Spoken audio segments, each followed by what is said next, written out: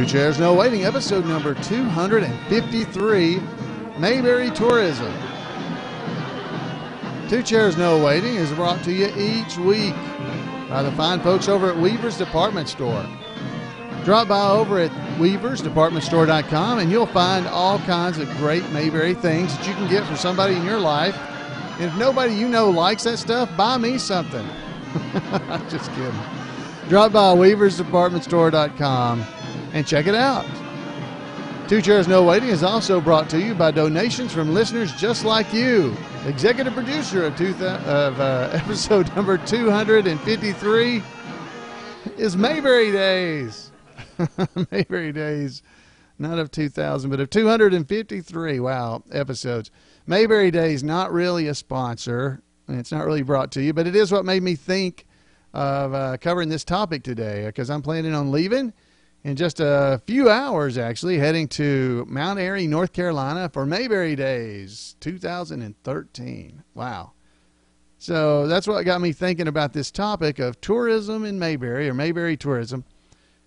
You may or may not remember, depending on when you're hearing this, but a few months ago in 2013, this earlier, there was an article in, I believe it was the Wall Street Journal, or maybe it was the New York Times. I can't remember. It's a big newspaper like that, where they were talking about, the Andy Griffith Show is dead. The Mayberry tourism train has run its course in Mount Airy, North Carolina, and, it's just dying off, and there's nothing happening with that, and people need to quit wasting their time with the Mayberry stuff.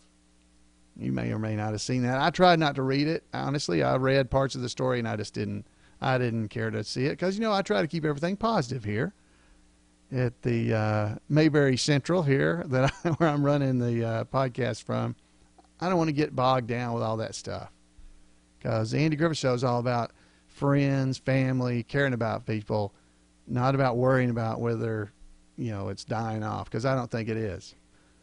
Anyway, as I was getting ready to go to Mayberry Days, I was thinking about that. How many people are traveling to Mount Airy, North Carolina this coming week, last full weekend in September of 2013, to just spend time in not the real town of Mayberry, but for the weekend, we can make it the real town, because, like I said, Mayberry is about friends, family, and just being around one another, right?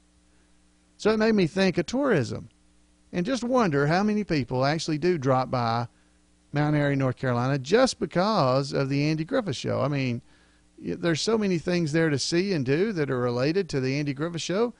Do people just drop by, and do they just go and see these things? I think they do. And so I didn't think it was dead. I mean, after all, there's, like I said, there's Mayberry Days. And while you're in Mount Airy, you can head over to the Andy Griffith Museum. There's just so many things to see and do that if you're a fan of the Andy Griffith Show, you'd go there. Now, granted, maybe there's not as many fans. It's an old show. It's black and white. Do young people watch it? I think they do. But do all of them? No, but nobody watches all the shows anyway. And there is a group of people that live in Mount Airy, North Carolina, in Surry County, that can't stand the fact that they try to portray themselves as Mayberry, because I think that group of people feel like that's a hick thing to be. We don't want to be Mayberry. We're not into that. We're into this modern moving time. So I started looking around, and it turns out in a story that was published on the pilotmountainnews.com website, author of the story, his name is John Peters. He had this to say. It's a story. It's titled "Still Plenty of Demand for Mayberry Tourism." So I want to share this with you. He says, "A few weeks ago, I fielded a call from a gentleman who was upset. He expressed his displeasure with me over the fact that Mount Airy continues to use its ties to the fictional town of Mayberry as a tourist draw. Mayberry's dead," he told me. "My own kids don't even have any idea what it is," he continued, trying to illustrate his belief that the show no longer is relevant.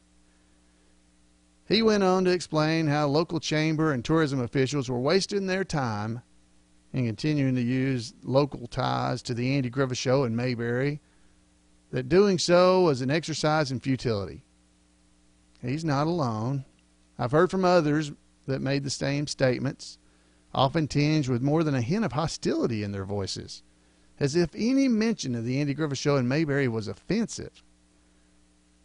Funny, though, but from advanced figures, it appears a near record number of people may attend the upcoming Mayberry Days in 2013. It is entirely possible, roughly 45 years after the show left the air, 23 years after the first Mayberry Days, that the largest crowd ever attracted to the annual event will flood Mount Airy in a couple of weeks. And the Andy Griffith Show is still one of the more popular shows in syndication. Even in my household, where we don't watch much television, I found my kids viewing several episodes of the show during the recent Labor Day holidays. They watched and they laughed at it and enjoyed it. Now, I'm not going to go into a long list of reasons the show remains popular and therefore an effective marketing tool for a local tourism industry. I've done that before, and others far more knowledgeable about this subject have as well. And yes, local officials, they do need to continue to work on diversifying the brand of Mount Airy and Surry County to attract visitors who are coming in for other reasons, though I'll say those local tourism officials have been doing an excellent job of that. Anyone who hasn't seen the tremendous growth in non-Mayberry tourism hasn't been paying attention. In this increasingly digital age, there's still a widespread appeal of the ideal little American town. A place where life is a little bit simpler. When everyone says hello to those they pass on the street. Where wholesome, old-time values remain intact. That town doesn't really exist, at least not how it's often presented in television. It never did. But that doesn't stop people from still dreaming about it, for wanting to see a real-life town, Mount Airy, that served, at least in part, as the inspiration for the fictional town that best exhibits those ideals, Mayberry. I'm not naive enough to believe the Mayberry phenomenon will continue forever. Despite the show's enduring qualities, eventually it will fade into the media junkyard of once popular shows that have been forgotten. But as long as people still watch the show, and as long as people run Mayberry fan clubs and seek out real-life inspiration for the show, local tourism officials should continue to use that to benefit the area. To do otherwise would not be doing their jobs, and would be the only offensive action or inaction in Mount Airy and Mayberry tourist draws. Anyway, that was a story by John Peters, and it was in the pilotmountainnews.com. There'll be a link in the show notes about it. And John, I agree with you that is the truth. There's a lot of Mayberry left and a lot of fans of the Andy Griffith Show. They're going to continue to travel to Mount Airy and try to just have a little bit of that Mayberry in their life that they're missing every other day of the year. Because, it's not just about the town. People go there to get those smiles and laughs and just to reminisce and to remember the Andy Griffith Show and what it really means to them. So I agree 100% with John. So, John, thanks for writing that article, and I agree. All right, folks, so next up, I have got some voicemail. So let's head over here and hear something from Frank, who's writing in or calling in to let us know what he thinks. So here you go, Frank. Hey, Alan. It's Frank Phillips calling from Brazil, Indiana. And I love the interview with Betty Lynn. That was wonderful. One question I've had over the years, maybe you've covered it and I just didn't hear it, was I know Betty Lynn retired in Mount Airy, North Carolina. I know Princess Bobbier retired in North Carolina, and Andy Griffith moved back there to retire. I guess he lived on the seashore. But the question I have is, what led Betty Lynn, Frances Bobbier, to decide to moved to North Carolina, of all places. I was just wondering if it was the influence of Andy Griffith, or if it was financial reasons, or what it was. But anyway, I just look forward to your podcast every week, and it really is kind of a visit to Mayberry. So thanks a lot. Hey, Frank, thanks for calling in. And that's a good question. Why did Betty Lynn move to Mount Airy, North Carolina? What made her, what would have made her do that? Now, I can only tell you what she's reported. We didn't ask her that during the interview, but I believe she's told it before. She had traveled to Mount Airy several times for Mayberry Days, actually, and really enjoyed the area. She enjoyed coming to Mayberry Days. She enjoyed the mountains. She thought it was beautiful country. And she lived in Hollywood out in California. She lived, I got to go by her house one time, so I know where her house was. But she lived there, and she had some trouble there with her house and stuff like that. I think she had some break-ins possibly or something, but she was okay. Nothing happened to her. But, after that happens to you, it's like you just don't really, you kind of lose your love of that particular area when that kind of stuff starts happening to you. So I guess from that, she decided, I may just move to Mayberry. And so eventually she did. And now she lives there in Mount Airy. And she is the Mayberry, I guess she's like the diplomat from Mayberry that's moved to town. She's the representative there in Mount Airy for the Andy Griffith Show. And folks go to the Andy Griffith Museum once a month. She shows up there and signs autographs. We've talked about that. I was able to interview her a few episodes back, and you got to hear those episodes. And she spends time visiting with fans, and just she's got friends and everything there now. And I am so glad she did move back east and Mount Airy. And the question also, he talked about Frances Bavier, Aunt B, who also retired there, and who I believe she's in Siler City, I believe is where she retired to. Now, she retired there, at least according to my understanding, because she fell in love with the area as well. She was not from there. She was actually from New York, if I remember correctly. And I'm sure some of y'all will correct me if I'm wrong. But she loved the North Carolina area.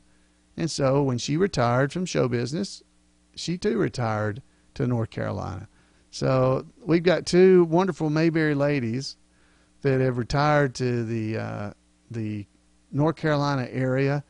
And, that's I guess that does say something about the people of North Carolina and just how nice and accepting, and how they just probably accepted them both. I know they have Betty with just open arms and just love the fact that she's there. All right, so we got one more call, and we're going to cut this short tonight. This one's coming in from Tom, so let's hear what Tom's got to say. Alan, this is Tom from the Penny Pinch and Barney chapter in Lincoln, Illinois.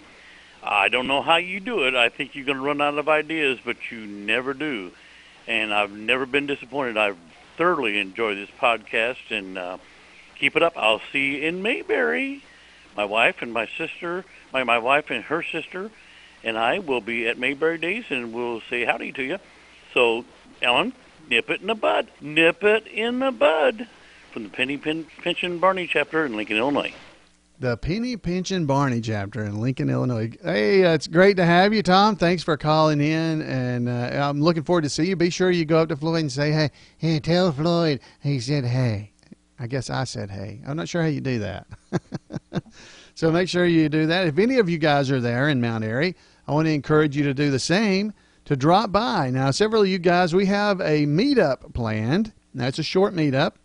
So if you're going to be in Mount Airy at Mayberry Days on Friday, drop by there at Friday to the trivia contest. Now, if you go to the Mayberry community right now, this week, before Mayberry Days, you'll see the schedule, and it'll be there. And we try to do this every week, so it's imayberrycommunity.com. You can sign up there and be, there's all kinds of folks there. There's over 650 people signed up that are, it's kind of a Mayberry-only Facebook type site. But you can make comments and stuff. Anyway, the meetup is going to occur on Friday, following the Andy Griffith Show trivia contest, which starts at 4:30. Should be over about 5:30. So maybe even a little before. So be there early. Don't wait until it's over. Come to the trivia contest and be a part of it. There's we'll meet and get our picture made, because every year we take a picture of the internet folks. It's the Who's Been Messing Up the Bulletin Board chapter, the Mayberry community, and I want to invite all you folks listening to the podcast, because hopefully you're in one of those two things, and if you're not, you need to be in them, at least one of them. You can be in both. It's not duplicated much. So drop by Mayberry community and sign up, become a member there, and visit with all the fans that are already on that website. And also, I want to ask you to drop by. You need to head over to Mayberry.com, Mayberry.com. And when you go there, you can sign up for the newsletters. And if you go, when you go and look, it's right there at the top of the page. It's over on the right side, just under the Weavers advertisement. It says sitemap, then event calendar, and then newsletters. If you go to the newsletters section, you'll see the Who's Been Messing Up the Bulletin Board Digest. I want to encourage you to get that as well, because that's how you're going to be able to stay in touch with all your Mayberry friends and everything throughout the year. So you've got that and the Mayberry community. Both of those sites are built just for you to be able to continue what you actually start in Mount Airy throughout the entire year. So I definitely want to encourage you to do that. And I know you're going to have fun at both of those sites. Come to Mayberry Days if you're there, and go to the trivia contest. I'll be there as Floyd announcing the trivia, as one of the people announcing the trivia, and we'll announce where we're going to meet. It'll probably be just around the corner over in the parking lot there, down toward the stage, as I believe where we may meet. So I hope you guys can be there. If you're there, definitely come by and talk to me and say hey, because I'd love to see you. All right, folks, well, I'm going to cut it short. We're at just around 17 minutes tonight. But it's always a pleasure to visit with you guys. If you're in Mount Airy during the Mayberry Days weekend, definitely drop by and say hi to me. And just call into the show and tell us what you think about Mayberry Days, all that kind of stuff, folks. I'm looking forward to hearing from you. And until next week, I guess that's all I got. So give me a call at 888-684-8415 and leave a message. One of those things I talked about. You can email me at floyd@imayberry.com. You can drop by our website at twochairsnowaiting.com and leave comments on any of the show notes. And you can also drop by our Facebook page at facebook.com/twochairs. Lots of ways to stay in touch with each other and develop those friendships and those family-type feelings, folks. That's what we want to do. Well, until next time, until after Mayberry Days, we'll see you guys next time on Two Chairs No Waiting. Good night, everybody.